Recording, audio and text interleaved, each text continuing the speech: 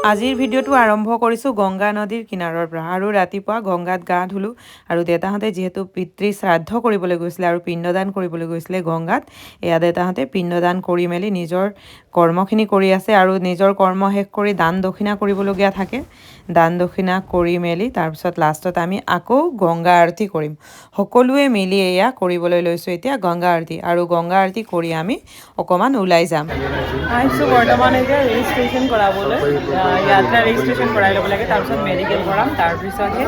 যাত্ৰা কৰিব পাৰি সেইকাৰণে প্ৰথমতে বদ্ৰী আৰু কেদাৰনাথৰ ৰেজিষ্ট্ৰেশ্যনটো কৰাই লওঁ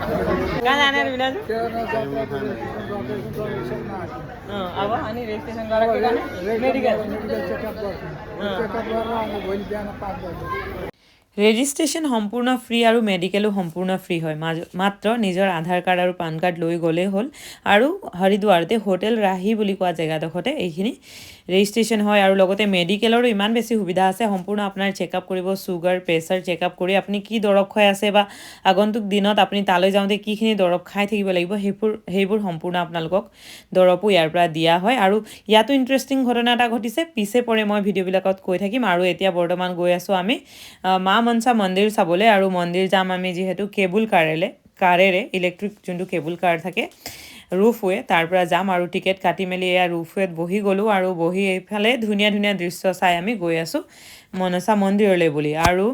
লগতে মই ভিনদেউৰ লগত বহিছোঁ বহুত ধুনীয়া দৃশ্য উপভোগ কৰিব পাৰি গোটেই হৰিদ্বাৰো ইয়াৰ পৰা দেখা যায় আৰু এইফালে ভিনদেৱে একদম কেবুল কাৰত বহি বহি গান গাই আছে আৰু মন্দিৰ দৰ্শন কৰোঁতে ভিডিঅ' কৰা নহ'ল বহুত বেছি ভিৰ লগতে বান্দৰো থাকে তাত আৰু মোবাইলটো উলিয়াই কিনে কণ্টিনিউৱাছ ভিডিঅ' কৰি থাকিব পৰা নাই কাৰণ গোটেইখিনিক চাই থাকিব লগা হৈছে মন্দিৰ দৰ্শন কৰি ৰিটাৰ্ণ আহিলোঁ আৰু এতিয়া আমি মাক পুতেক দুয়োটাই গংগা নদীৰ কিনাৰে কিনাৰে মাৰ্কেটবিলাকৰ ওচৰে ওচৰে ফুৰি আছোঁ কি আছে চাওঁ আৰু ভাবিছোঁ হৰকে পৌৰী বুলি কোৱা জেগাডোখৰলৈ আগতীয়াকৈ যাওঁ কাৰণ তাত গধূলি গংগা আৰতি হ'ব সেইকাৰণে প্ৰথমতে আমি মন্দিৰ দৰ্শন কৰি ৰাতিপুৱাৰ পৰা যিহেতু ব্ৰেকফাষ্ট অকণমান কৰা দিনত আমি একো খোৱা হোৱা নাই দুয়োটাৰ চাইডে চাইডে ফুৰি মাহঁতে নাখাওঁ বুলি ক'লে তেওঁলোকে গুচি গ'ল হোটেল ৰুমলৈ আৰু এতিয়া আমি মাক পুতেক প্ৰথমতে কিবা এটা খোৱা বস্তু বিচাৰি লওঁ হোটেল বিচাৰি কিবা এটা খাই লওঁ তাৰপিছতহে আমি যাম হৰকে পৌৰীলৈ আৰু ইয়াত সম্পূৰ্ণ প্ৰায়বিলাক ঠাইতে নিৰামিষ মানে পোৱা যায় সেয়াই খাবলৈ গ'লোঁ খাই মেলি এতিয়া ওলাই আহিলোঁ আৰু এতিয়া আছোঁ বৰ্তমান ভীমপুলৰ পৰা এইফালে আপোনালোকক হৰকে পৌৰী বুলি কোৱা জেগাডোখৰ দেখাই আছোঁ আৰু গংগা নদীৰ ভিতৰত সকলোতকৈ পবিত্ৰ পানী পোৱা জেগাডোখৰে হ'ল বোলে হৰকে পৌৰী গংগা নদীৰ বেলেগ ঠাইৰ পানীটো যদি কেতিয়াবা মলি ওলায় বা কেতিয়াবা পোক লাগে বা কিবা ধৰণৰ বেক্টেৰিয়া দেখিবলৈ পোৱা যায় কিন্তু এই হৰকে পৌৰীৰ যোনখিনি পানী সেইখিনিত বোলে কোনো দিনে কোনো ধৰণৰ বেক্টেৰিয়াও নোলায় কোনো ধৰণৰ তাত জাৰ্মছ নাথাকে সেনেকুৱা বুলি কোৱা শুনিলোঁ আৰু এতিয়া গৈ বহি আছোঁ আমি এতিয়া গংগা নদীৰ পাৰত মানে প্ৰথমতে গৈ বহি লৈছোঁ কাৰণ মানুহ বহুত বেছি ভিৰ হ'ব সন্ধিয়াৰ আৰতিটো চাম বুলি আমি বহিছোঁ আৰু ইয়াত গংগা নদীৰ বিষয়ে কৈ থকা হৈছে গংগা নদীত আহি আমি কি কৰিব লাগে কি কৰিব নালাগে ক'ত যাব লাগে তেনেকুৱা ধৰণৰ সম্পূৰ্ণ কিবা কিবি পাঠ কৰি শুনাই থকা হৈছে আৰু বাই লাকিলি আমিও গৈ পালোঁ ৰাতিপুৱা যিজন পণ্ডিতজীৰ ওচৰৰ পৰা আমি পূজা কৰোৱাইছিলোঁ দেউতাহঁতে পিণ্ডদান কৰাইছিলে সেইজন পণ্ডিতজীয়ে দেখি মোক আৰু বেটাক মাতি দিলে তেওঁৰ ওচৰলৈ আৰু এইফালে সকলোৱে পূজা কৰোৱাইছে আৰু দেউতাহঁতে অকণমান বেলেগ ফালে বহিলে সেইকাৰণে মই এতিয়া দেউতাহঁতক ভিডিঅ'ত দেখাব নোৱাৰিলোঁ বাৰু বলক ভিডিঅ'টো চাই গৈ থাকক আৰু যিসকলে আৰতি অকণমান আগতে চাইছিলে তেওঁলোকে ইয়াতো অকণমান দেখিবলৈ পাব কাৰণ মই লাইভো কৰি আছিলোঁ লগতে আৰতিও অকণমান ভিডিঅ' কৰি আছিলোঁ সেইকাৰণে যিখিনি আছে সেইখিনিকে আপোনালোকক দেখুৱাবলৈ চেষ্টা কৰিম এইফালে আকৌ আৰতি আৰম্ভ হ'লেই আমিও গৈ গুৰুজীৰ ওচৰত পালোঁ যিহেতু ভিডিঅ'খিনি অকণমান ধৰি ৰাখিবলৈ চেষ্টা কৰিছোঁ আৰু মানুহ বহুত ভিৰ চাওকচোন আগফালে কিমান এইফালে কিমান বহুত বেছি মানুহ মানে বুজাব নোৱাৰি তাত গৈ অনুভৱ কেনেকুৱা হয় মই তাত থিয় হৈ মোৰ এতিয়াও শব্দ নহয় মানে মোৰ গাত এতিয়াও গুজবাম আহে বা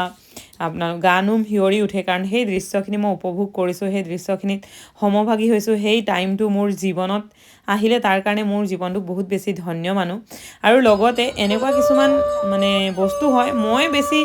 এক্সাইটেড নে মোৰ লগতে হয় এনেকুৱা বুজি নাপাওঁ আৰতি কৰি আছিলোঁ লগতে এই ডাঙৰ আৰতিটো গুৰুজীজনে বেটাক মাতি এয়া চাওক আৰতি এতিয়া জ্বলাই আছে এই ডাঙৰ আৰতিটো বেটাক মাতি ঘূৰাবলৈ দিয়ে কাৰণ আমি সকলোৱে সেইখিনি সুবিধা নাপাওঁ ভাগ্যত আছিলে নে অন্য কিবা আনে ল'ৰাৰ কাৰণে মই সেইবিলাক সুবিধা পাওঁ ক'বই নোৱাৰোঁ। এইফালে গুৰুজীয়ে আৰতি জ্বলাবলৈ ৰেডি কৰিছে আৰু এই ইমান ডাঙৰ আৰতিটো তেওঁলোকে ইমান ধুনীয়াকৈ ঘূৰাই মেলি আৰতি কৰে। মানে সম্পূৰ্ণ মানে ৰিলবিলাকত যেতিয়া আপোনালোকে দেখিব তেতিয়াহে বুজি পাব মানে কেনেকুৱা ধৰণে আৰতি কৰে। কাৰণ মই মানুহ বহুত বেছি ভিৰ আৰু আৰতিৰ সময়ত